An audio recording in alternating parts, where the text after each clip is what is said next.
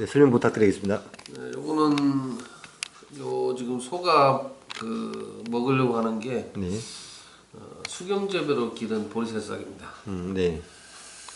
요거는 현재 사료값이 굉장히 좀 그 축산농가들한테는 어떤 이슈가 되고 있죠. 네. 사료값 자체가 제일 그 비용 비중이 크니까 전체 경영하는데 아마 사료값 비중이 40에서 50% 정도 되는 걸로 알고 있어요. 얘는 이렇게 이제 다단으로 시설을 해가지고 네. 수경재배로 보리새싹이 이제 매일매일 그 사료 형태로 나오는 그런 재배 방법입니다. 네. 보리새싹은 뭐 굉장히 일본에서는 유명세를 많이 탔고요. 네. 선진국도 보리새싹에 대한 이제 관심이 높죠. 왜 그러냐면은 사람이 먹을 수 있는 새싹이 한 150종류라고 하는데 네. 그 중에서 영양가가 제일 높아요. 얘는 특이한 게 셀레늄이 많이 들어있고, 그다음에 소화를 돕는 이제 베타글루칸이라고 하는 성분이 많이 들어가지고 네. 뭐 사람한테도 굉장히 좋지만 가축들한테 아주 더없이 좋죠. 네. 얘가 특이한 점은 뭐냐면은 대부분 가축들이 이제 배를 불리는 정도로 그 지푸라기 같은 걸 많이 먹거든요. 건초. 근데 얘들은 건초나 지푸라기는 중량을 1kg 먹으면 900g이 소화가 안 돼요. 900g이 이제 그 변으로 배출되고 네. 또 방귀로 나오고 뭐 트림으로 나오고. 그러니까 효율이 상당히 낮네요. 네, 덜 소화된 것이 그렇게 나오는 거거든요. 근데 보리새싹 같은 경우는 저기 빼고 수분 빼고 90%가 소화가 돼요. 그리고 가격적으로 봤을 때 건초 같은 경우는 지금 소비자가가 1kg당 보통 400원에서 600원대 하거든요. 예. 근데 보리새싹 같은 경우는 생산 단가가 200원, 키로당 200원이 이하로 떨어집니다. 네. 그렇다면은 아까 이제 소화율 같은 걸 봤을 때 절대적으로 보리새싹이 싸죠. 네. 그런데도 아직 한국에는 그렇게 많이 퍼져 있지는 않습니다. 네. 요거는 제가 중국에 제한하느라고 가격을 중국 기준으로 뽑았는데 네. 중국 같은 경우는 전체적으로 비용 비중이 한국보다는 싸니까 중국 같은 경우는 키로당 100원 이하로 생산 단가가 나와요. 보리새싹이. 굉장히 효율적이죠. 요거는 제가 이제 연암대 천안 연암대 LG에서 세운 거기서 이제 실증 실험을 해달라고 그래가지고 연암대 안에 들어가서 직접 그 부작용 회장이 요청을 해가지고 진짜 그렇게 속성으로 자라는지 검증했던 실험인데 얘가 이제 만 5일차입니다. 네. 그러니까 얘는 그때가 2월달 밖이 굉장히 추워가지고 이제 저녁에는 영하까지 떨어지는데도 그냥 노출된 상태에서 싹이 나니까 굉장히 신기하더라고요. 요거는 이제 하루 차이로 기르는 거를 그 달라지는 거를 찍어 놓은 거고요. 3일차, 4일차, 5일차. 집중적으로 자라는 거는 6, 7, 8일이 집중적으로 자랍니다. 그래서 8일째에 수확을 하게 되죠. 아, 그렇게 빨리 수확할 수 있는 거예요? 네. 8일째 수확하니까 8단으로 시설하면 매일 수확입니다. 네. 요거는 이제 하루 차이를 제가 찍어 놓은 거고요. 요거는 하루 차이 이렇게 6일차까지 찍어 놓은 거고. 요건 지금 동영상인데 일부러 이제 하루하루 이렇게 차이를 둬서 파종을 해놨습니다. 관리하기도 상당히 편하겠네요. 네, 뭐 손댈 게 별로 없죠. 저게 그러면 보통 스마트 팩토리라는 게 저런 시스템으로 이렇게 관리하는 건가요? 한국은 식물 공장 하면 대부분 기계에다 치중을 해요. 근데 식물 재배는 사실은 기계라는 건 한계가 있거든요. 기술 같은 거는 기계는 금방 남이 모방하는데 오히려 이제 지금 스마트 팜하는데 가장 문제가 뭐냐면 첫째가 맛이 없다. 그러니까 깨끗한 건 있는데 맛이 없어요. 그러니까 맛이 없는 거는 땅에서 뽑는 영양가가 없기 때문에 맛이 없는 거거든요. 두 번째는 병균 잡기가 어렵습니다. 그러니까 화학 비료 쓰고 아무래도 농약 같은 걸 치면은 병균이 집중적으로 발생하죠. 오히려 그런 것이 이제 어떤 기초 기술이 돼야 되는데 그쪽 기술보다는 자꾸 하드웨어에 집중을 해요. 하드웨어에 집중하다 보니까 하드웨어는 발달하는 게 한계가 있거든요. 네.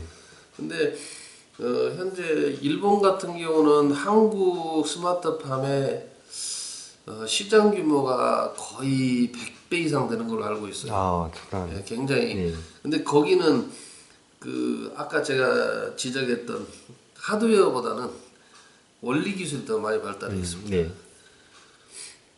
그런 것이 이제 우리하고 좀 다르고요. 요거는 이제 그 수확하는 8일차. 네. 요게 딱 한 뼘 정도 되는데 이때가 이제 영양이 최대화된 때예요. 네.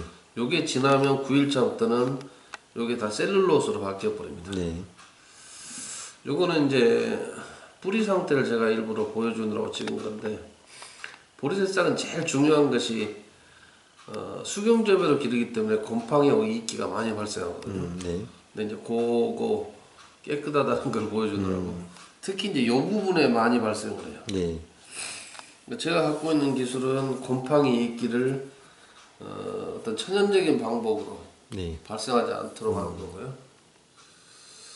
요게 이제 지금까지 발견됐던 보리새싹 재배에서 그 주로 일어나는 썩은 병입니다. 네. 여기 보면 이제 이렇게 썩죠. 여기도 하얗게 곰팡이가 피었고요. 이것도 곰팡이가 피었고, 요거를 이제 동물들이 가축들이 먹으면은 네. 뭐 배탈이 나거나 폐사하거나 네. 그런 문제가 납니다. 그러니까 이걸 못하게 하느라고 미국 같은 데는 이제 락스를 써요. 네. 근데 또 락스를 가축이 먹으면 또 안 좋죠. 그렇네. 제 방법은 이런 것들을 이제 천연적으로 해결한 거고요. 네. 전체적으로 이렇게 생겼습니다. 뭐 스마트팜에 제일 이제 뭐 자주 나오는 게 컴퓨터로 제어하는 거, 뭐 양액 제어라든지 온습도 제어, 뭐 이산화탄소 대기 제어 이런 것들 하는데 그런 시스템들은 뭐 지금 발달할 만큼 했어요. 갖다 붙이면 되는 거죠. 이건 이제 가격 보관한 거고, 얘는 이제 효율이 어떻게 되냐면은 보리 종자 15kg를 물을 90리터를 주면 네. 8일 후에 100kg를 수확하는 거죠. 예, 그런 정도고 얘가 한 7에서 8배 정도 성장합니다. 네. 무게 대비했을 때요.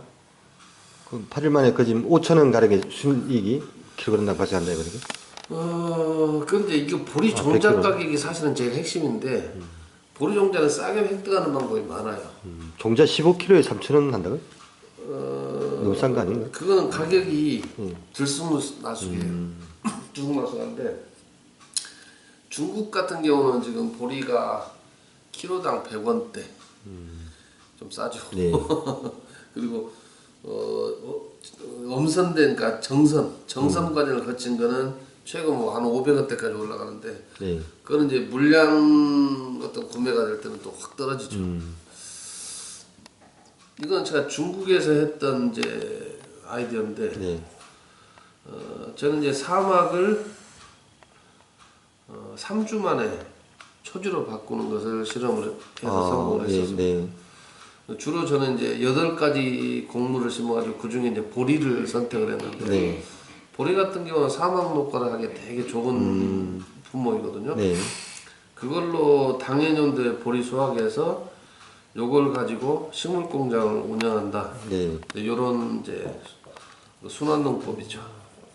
그럼 중동 지역 국가에서는 상당하게 인기를 끌 수 있는 종목 같은데요? 대단하죠. 중동은 지금 이집트에서 굉장히 구애 작전을 많이 하고 있습니다. 네. 요거는 이제 사막 녹화 실험을 4번 그래서 했던 거를 네. 찍어놓은 건데 이게 3주 차예요. 네. 이건 비철이군이고 이건 철이군이고 요만큼 이미 이제는 그 뭐라고 할까 살 수 있는 단계로 접어든 거죠. 그리고 여기에서 물 주는 걸 그쳤습니다. 네. 그리고 여기 41차, 여기 61차 당연히 물을 그쳤는데 저렇게 자랄 수 있네? 네. 식물은 충분히 그 자기가 살 만큼의 습기를 만들어냅니다. 그럼 대기 중에 수분을 어느 정도 흡수하는 그렇죠. 능력으로? 새벽에 보면 사막에 가면 네.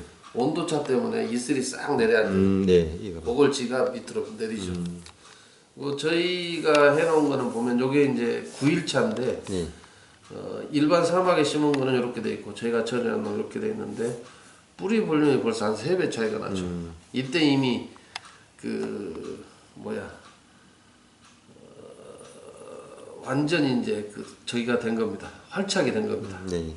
활착이라는 용어가 생각나가지고 이거 보면은 특이점 뭐냐면 사막은 모래가 바람에 안 날리게 하면 성공한 거거든요. 얘는 보면 잘못되면 쑥 빠져버려요. 그리고 얘는 삽으로 캐기 전에는 이미 안 빠집니다. 그게 11차 정도 되면 그게 가능합니다. 네.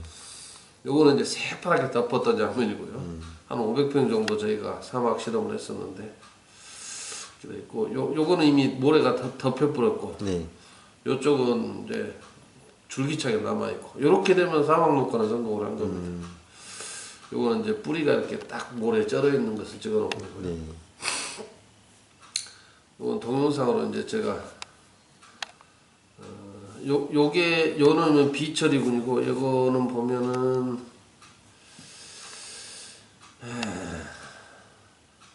제가 모래를 터는 장면이 아마 나올 겁니다. 네. 네. 우수 떨어져 버리죠. 네. 그러니까 잡으면 쏙 빠져 버리거든요. 얘는 이제 기술을 적용해 놓은 놈인데 보면 벌써 이제 흙이 이거 모래인데 까매졌죠. 네. 비료를 주거나 그런 건 아닙니다. 획기적인데요? 네, 이건 내몽골 정부에서 아주 엄청나게 기다리고 있어요. 보면 흙이 안 떨어지죠. 네. 요게 이미 11차 이렇게 돼버립니다. 그렇게 해서 같은 개체군 찍어 놓은 거고. 그러니까 그 방법으로 해서 이제 네. 보리 종자를 사막에서 만들어내는 거죠. 네.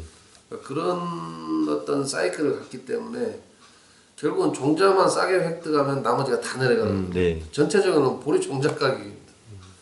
그래서 굉장히 이제 뭐 사료의 대안이라고 봐야 되고 제가 알기로는 한 해 사료 건초 수입만 한 2조 원대라고 보고 있어요. 네.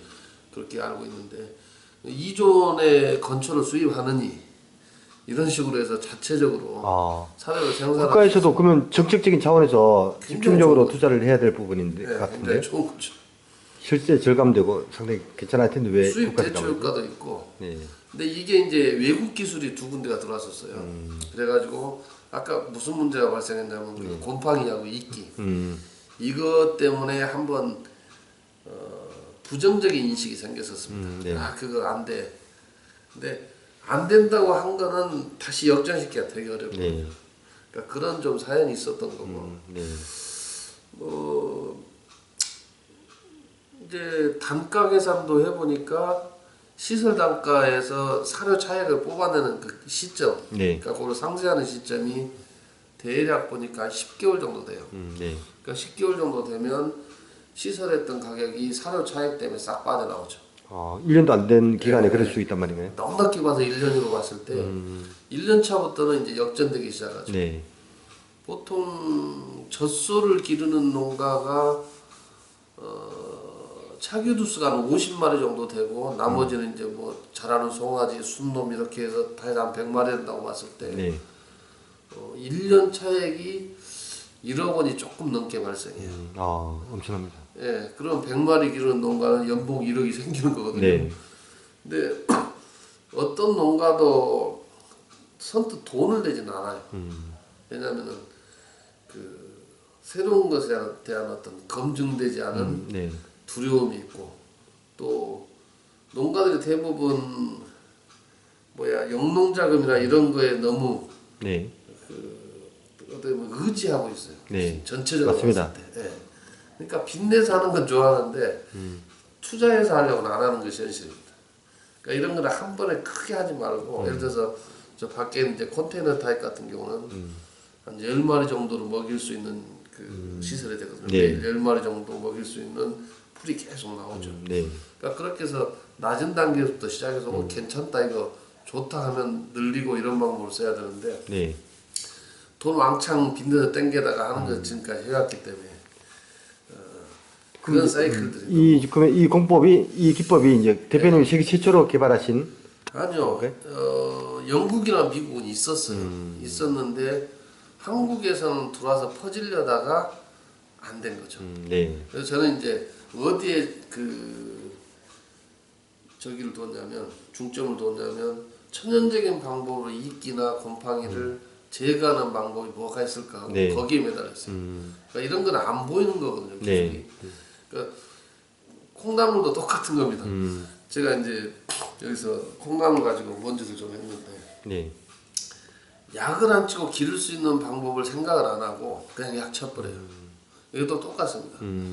약을 안 치고 곰팡이나 이끼를 억제할 방법이 있는가 찾아보고 거기 매달려야 되는데 네. 그냥 약 쳐버려요. 손쉽게. 네. 그러니까 제가 키운 콩나물 같은 경우는 거의 이제 약성을 내거든요. 네.